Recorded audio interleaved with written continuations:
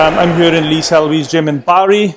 A first time interview, I believe. I don't think I've interviewed you before, so do you want to tell the viewers a little bit about yourself, how you started boxing, and a bit about your amateur career? Yeah. So my name's Daniel Walsh. I'm originally from the Midlands. I come over for university and started boxing for Prince of Wales Amateur Boxing Club. I've obviously made the transition now. My debut fight was on June the 1st, so obviously made the transition to the professional game now. As an amateur I did quite well, but seeing how far I can go in the pro ranks now, and yeah, pushing on. So tell us a bit about your amateur career. What sort of titles did you win? Where you boxed? Did you box anyone well known? Yeah, so obviously originally from the Midlands, so I entered the English Championships a couple of times. I boxed some good kids in there. I know, top of my head, Tommy Collins, I think he's like 9-0, 10-0. I did get a Midlands title, got through to the quarters of the English, and then obviously I moved to Wales. Won the University Box Cup title a couple of years back now. Did win a Welsh senior title as well. And then I went on to the British, the Three Nations, and won a silver. So yeah, I've done fairly well. Had, I think, just over 30 odd amateur fights. And yeah, I just felt it was the right time, good opportunity for me to turn over and now within the professional ranks. Just a point of note then, something interesting. You're obviously English. When you fight for the Welsh title, it's based on where your residency, as opposed to your nationality. Am I right in saying that? Yeah. So that was a big thing. Obviously, I've now lived in Wales for 6 years. So I've boxed for Wales. That's where obviously my residency is. So yeah, it's a bit of an interesting one. I have English mates taking the mick out of me, I have Welsh mates taking the mick out of me for either one. But yeah, now Wales is my base, so that's my residency, so I will be able to box for their Welsh title. So here's a bit of a question from left field, or whatever they call it. Who do you support in the rugby, every Six Nations? Well, you catch me off guard here. I'm not a big rugby fan, see, but I will support England in the football, and then obviously the home nations then in the rugby. very, very diplomatic. So why did you decide to turn pro? What made the decision to take the vest off, and so to speak?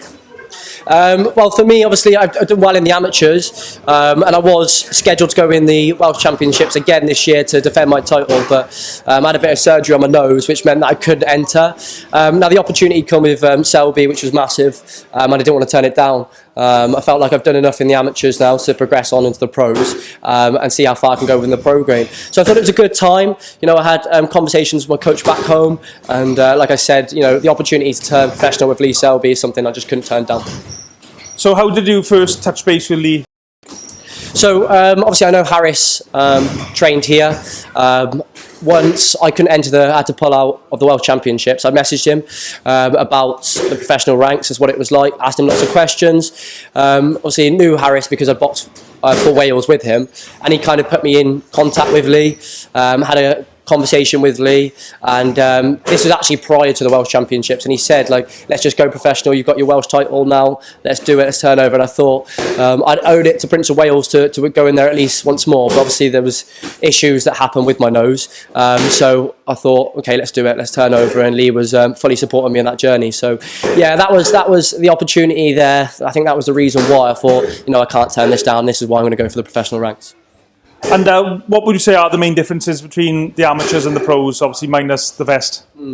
I think it's quite a big difference. I think, you know, that's probably the biggest thing I've actually struggled with is, you know, the 3 rounds, bouncy, in and out phase work, constantly busy, whereas now as a professional I'm kind of sitting on my shots, moving around, you know, maybe I can bounce a little bit for 3 to 4 rounds, but when it goes up to 6, 8, 10 rounds, there's not a chance I can do in that. So kind of changing my style, and it's quite interesting. I'd always, you know, help the others in the amateur gyms, but now I've come to this professional gym, and I'm more of a novice within the gym. You know, there's some really, really good boys within the gym now. Obviously, Lloyd's just joined, but we've got Harris in there, we've got Joe, Monique. All of this experience is massive for me. So yeah, like sitting down on the shots a lot more. You know, S&C has been massive. Shout out to Flynn, who's my S&C coach. He's been brilliant. But yeah, sitting down on the shots, hitting a little bit harder, and going through the rounds rather than being so busy, chaotic for 3-4 rounds within sparring. I'm sparring 6 to 8 rounds now, so I want to make sure that I can, keep enough in the tank along them 6 to 8 rounds, and yeah, sit down on the shots. And when do you think you'll be ready for title fights? And I guess which title you'll be fighting for? Will you be? I suppose you qualify for an English title fight or a Welsh title fight? Yeah, so I've had a conversation with Chris when I turned over, and it will be a Welsh title. Obviously, I've got my Welsh residency. Obviously, there'll be certain steps that I have to take to box the Welsh title, but it will be the Welsh title that I'll be aiming for. I did have a conversation with Lee beforehand to see, the progression, the steps, because I don't want to be boxing nobodies for my career, especially don't want to get to maybe 4-0, 5-0, and I haven't boxed anybody.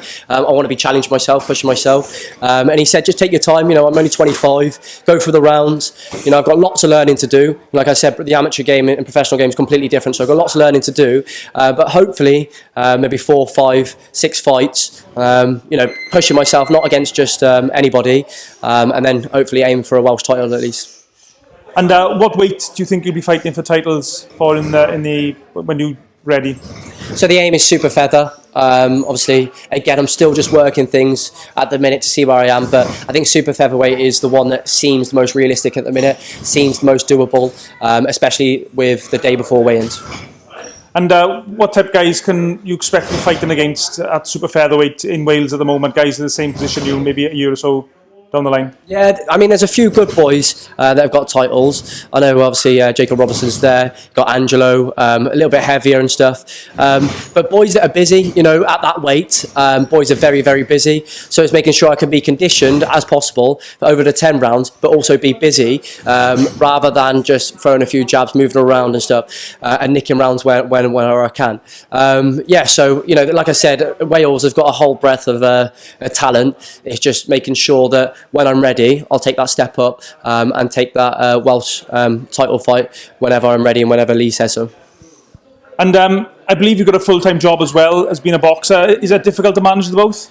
Yeah, I mean, for this camp, it's been brilliant because I've had 6 weeks holiday. I'm a teacher, see, so I've had 6 weeks off. So I've been getting up about 9 o'clock, 10 o'clock and still been able to get 2 or 3 sessions in. But obviously the kids return on Monday, which means I'm returning. So I'll be getting back up at 5, 6 o'clock in the morning to do a session. Obviously teach then in the day. Get back, fuel up, and then it's obviously here at the gym in the evening then. So it is tough, but like I said, I'm in a very good position now because I've had that summer holidays and I've had the opportunity to double up and even triple up on training, that I feel I'm in a good position here. But yeah, of course it takes its toll, but I've just got to sort the priorities out as and when, and yeah, just under 4 weeks now, so I should be good to go on the 28th of September. And how do people get tickets for that fight? So they can message me on Instagram. The Instagram is Daniel W Boxing. Either message Lee and anything on Facebook either. But as soon as you drop me a message, I'm more than happy to come and deliver them, whatever it might be. But there's like I said, lots of talent on show on that card. Really looking forward to obviously my stablemate Joe Morgan, Jake Tinklin. I think that's going to be an excellent bout. So even if you are coming to watch me, make sure you stay behind and watch Joe because he's an exceptional talent. And could you just explain to the viewers how buying a ticket off you helps your career, how it helps you progress and get on future shows? Ticket selling is massive. I think sometimes that's what you're judged on. If you don't sell tickets, you're never going to have the opportunity. So all the support is massively appreciated. I appreciate sometimes it could be expensive, but without you buying tickets, without you coming to support me, I wouldn't have these opportunities. So if you've bought a ticket already, it's brilliant. But if you could, if you are free on the 28th of September, come down because you don't want to miss that night of boxing. And have we any sponsors or any other people you want to give a shout out to? Yes, big one, BM Commercial Services. They've been with me obviously since the start and again continue to support me. They've been brilliant. Bailey Walters Massage, sports massage, he's brilliant. Flynn, my strength and conditioning coach. And yeah, without you guys, I wouldn't be able to get into the position where I am now. Because a lot of people don't realise it does actually cost quite a lot of money to be a pro boxer. There's a lot of overheads to pay for, like brain scans, etc. Yes, yeah, like you have your annual brain scans, medical costs. Without the support of my sponsors. I know Property Direct as well gave me that initial funding, and BM Commercial Services. To turn over professional, I genuinely wouldn't have been able to do it because there's so many costs that people don't realise. They see the glory, see the lights, but there's lots and lots of costs to make that transition. So yeah, a massive thank you to them, and I really appreciate it. Okay, mate. Good luck on the 28th. Thank you very much.